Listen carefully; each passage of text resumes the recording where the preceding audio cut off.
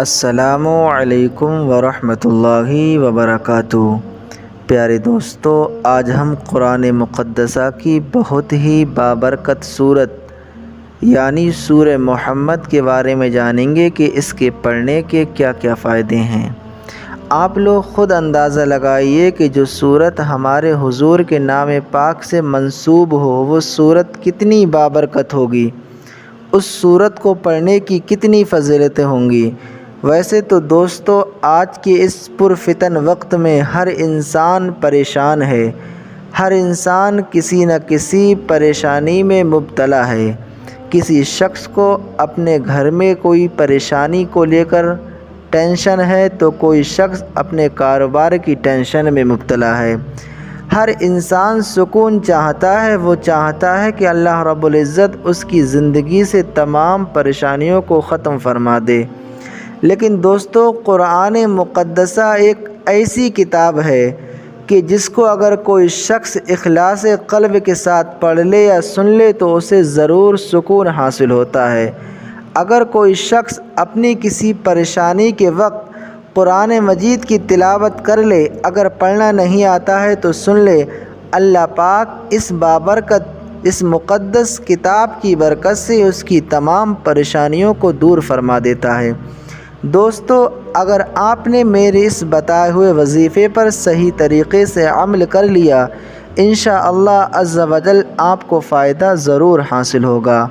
آئیے دوستو جانتے ہیں کہ سورہ محمد پڑھنے کے کیا کیا فائدے ہیں۔ اگر کوئی شخص روزانہ سورہ محمد پڑھنے کی عادت بنا لیتا ہے یا سننے کی عادت بنا لیتا ہے تو اللہ پاک اس پر نظر رحمت فرماتا ہے، اور جس پر اللہ پاک نظر رحمت فرماتا ہے اس کی تمام پریشانیاں دور ہو جاتی ہیں۔ اگر کوئی شخص کسی ایسی مشکل میں پھنس جائے جس کا کوئی حل نظر نہیں آتا ہو، چاہے وہ کوئی گھر کی دقت ہو یا کوئی اور دقت ہو یا کاروبار کی دقت ہو، اس وقت اس شخص کو چاہیے کہ روزانہ سورہ محمد کی تلاوت کر لیا کرے یا سن لیا کرے، اور تلاوت کرنے کے بعد یا سننے کے بعد اللہ رب العزت کی بارگاہ میں دعا کیا کرے۔ انشاءاللہ عز و جل اللہ پاک اس بابرکت صورت کی برکت سے اس کی تمام پریشانیوں کو دور فرما دے گا۔ پیارے دوستو، آپ اس صورت کو اپنی دکان میں برکت کے لیے روزانہ سن لیا کریں۔ اپنے گھر میں بھی تمام آفات و بلایات سے محفوظ رہنے کے لیے اپنے گھر میں اس صورت کو بجا کر رکھ دیا کریں۔ آئیے دوستو، اسی بابرکت صورت یعنی سورہ محمد کو سن لیتے ہیں۔ اگر آپ ہمارے چینل پر نئے ہیں تو لازمی سبسکرائب کر دیجئے گا اور کمنٹ میں آمین لکھنا نہ بھولیے گا۔ اعوذ باللہ من الشیطان الرجیم، بسم اللہ الرحمن الرحیم۔ الذین کفروا وصدوا عن سبیل اللہ اضل اعمالہم، والذین آمنوا وعملوا الصالحات وآمنوا بما نزل على محمد وهو الحق من ربهم كفر عنهم سيئاتهم وأصلح بالهم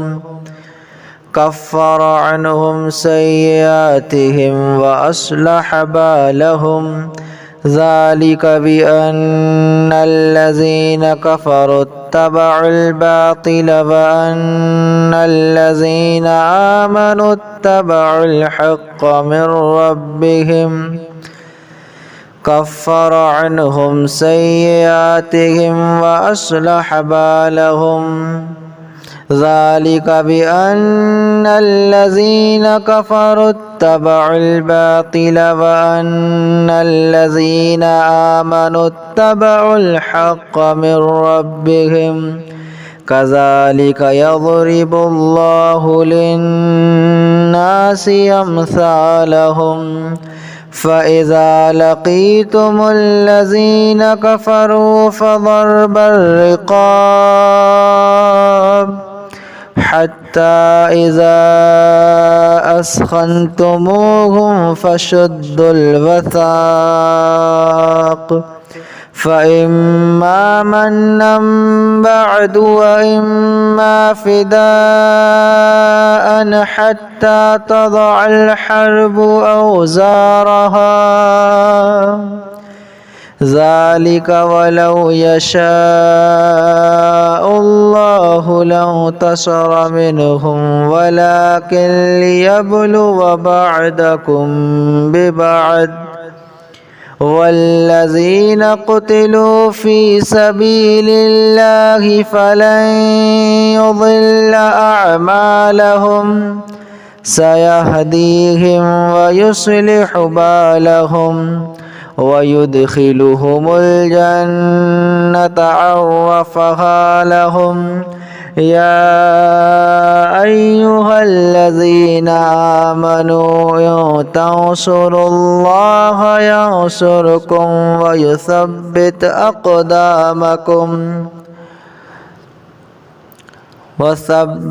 أقدامكم والذين كفروا فتعسا لهم وأضل أعمالهم أفلم يسيروا والذين كفروا فتعسا لهم وأضل أعمالهم ذلك بأنهم كرهوا ما أنزل الله فأحبط أعمالهم أفلم يسيروا في الأرض فينظروا كيف كان عاقبة الذين من قبلهم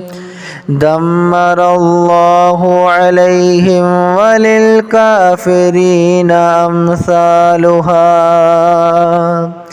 ذلك بأن الله مولى الذين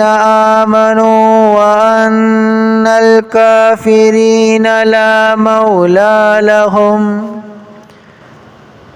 إن الله يدخل الذين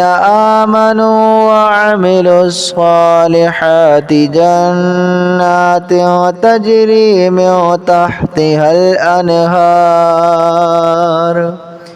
والذين كفروا يتمتعون ويأكلون كما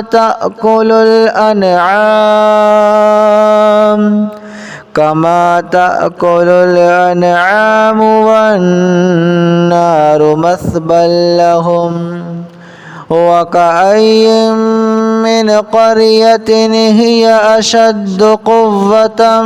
من قريتك التي أخرجتك أهلكناهم فلا ناصر لهم أفمن كان على بينة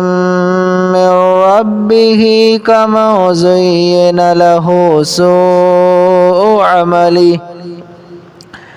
سوء عمله واتبعوا أهواءهم مثل الجنة التي وعد المتقون فيها أنهار من ماء غير ياسن وأنهار من لبن لم يتغير طعمه وأنهار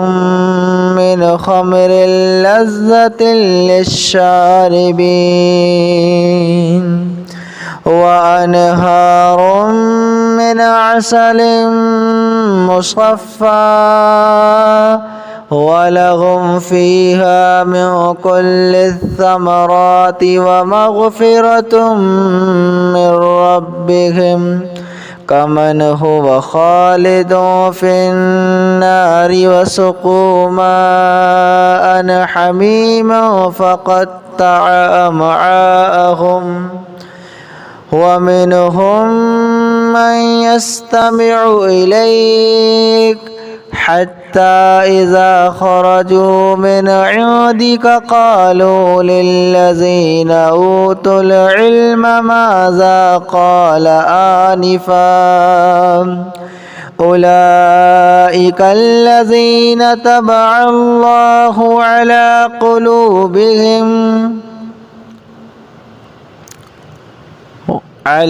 قلوبهم واتبعوا أهواءهم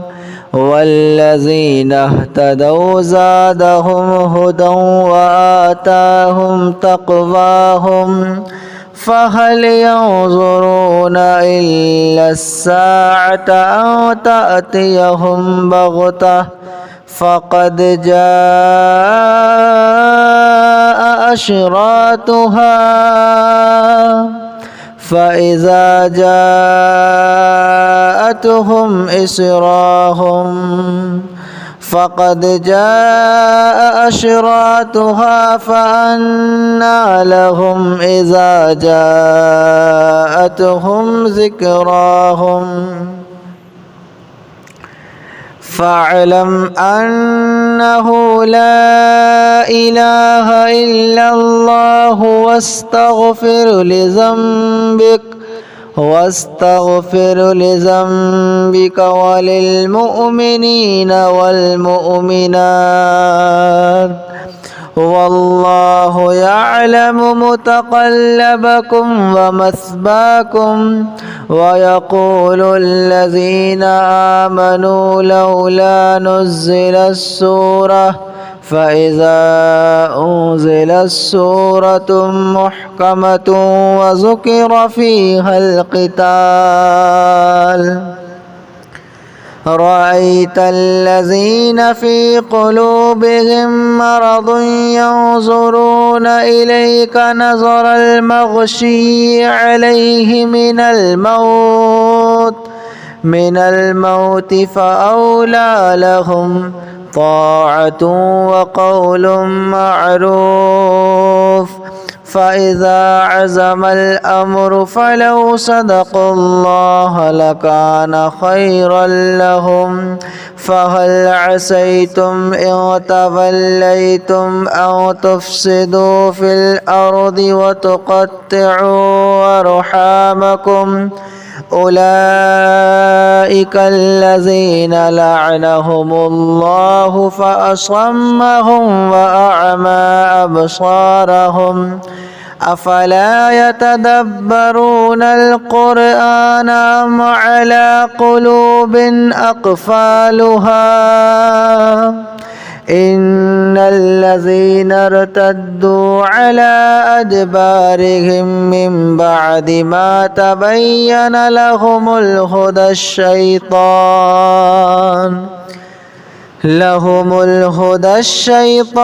سول لهم وأملى لهم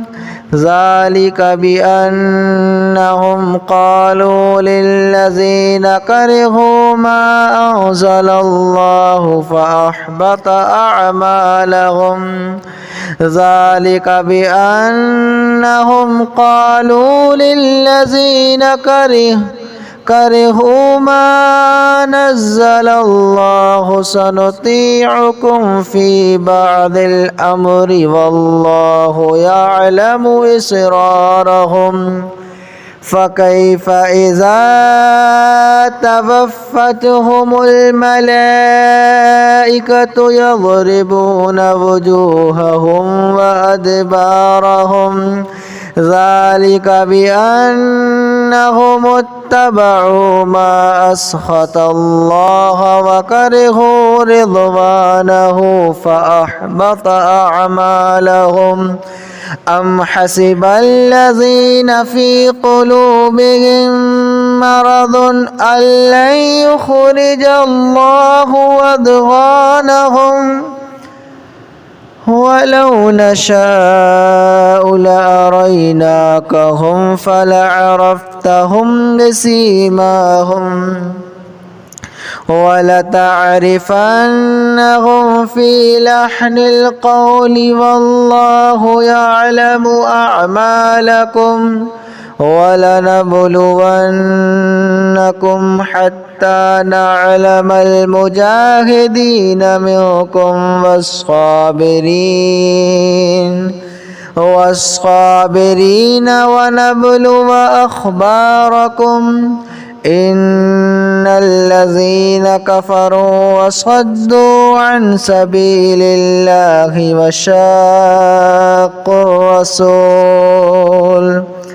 وشاقوا الرسول من بعد ما تبين لهم الهدى لن يضروا الله شيئا وسيحبط أعمالهم. يا أيها الذين آمنوا أطيعوا الله وأطيعوا الرسول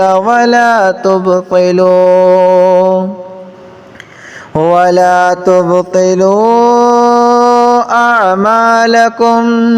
إن الذين كفروا وصدوا عن سبيل الله ثم ماتوا وهم كفار فلن يغفر الله لهم. فلا تهنوا وتدعوا إلى السلم وأنتم الأعلون والله معكم ولن يترككم أعمالكم. إنما الحياة الدنيا لعب ولهو وإن تؤمنوا وتتقوا يؤتكم أجوركم ولا يسألكم أموالكم. إن يسألكموها فيحفكم تبخلوا ويخرج أضغانكم. ها أنتم هؤلاء تدعون لتنفقوا في سبيل الله فمنكم من يبخل ومن يبخل فإنما يبخل عن نفسه والله الغني وأنتم الفقراء. وإن تتولوا يستبدل قوما غيركم ثم لا يكونوا أمثالكم.